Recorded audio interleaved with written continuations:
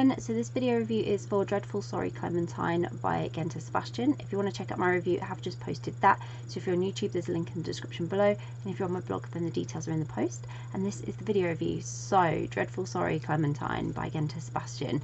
The exciting adventure for Kizzy and Clem continues.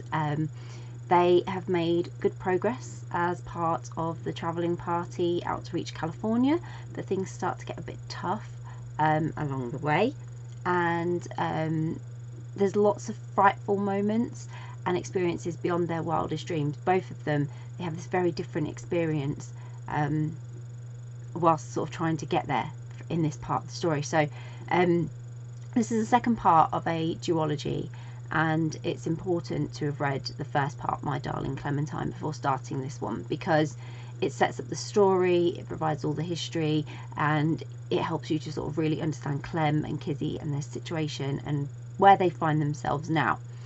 And because of that, it's very difficult to share too much about this part of the story without massive spoilers, but it was packed with lots of unexpected surprises that left me sort of shocked and excited, and I was also really filled with hope for them both as well. So it was quite an emotional roller coaster.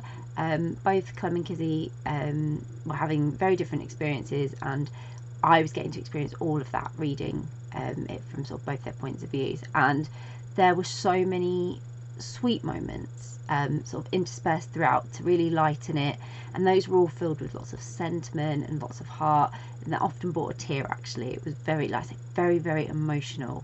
But alongside that, Kizzy was really growing. She was having all this experience, and it was really magical to join her on this journey, because Clem's done it before, so it was all new to Kizzy, and so everything was new. The travelling, the train, the prospecting for gold, the different way of life in California. It was all new experiences to Kizzy, and we were getting that experience with her. And she went through so much. She was discovering lots about herself and the way of life, and it was just really interesting to sort of find out how she was going to deal with everything. And she didn't let anything hold her back. She took sort of centre stage in this part of the story, and she was focused, strong, determined. I admired her for her spirit and her ambition. She wasn't going to let anything get in her way.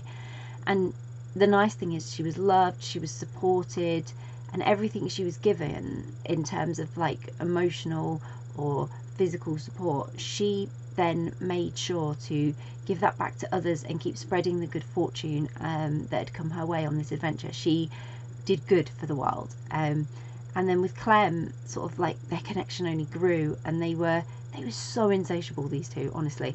And Kizzy ended up sort of pouring that same energy that she did into everything.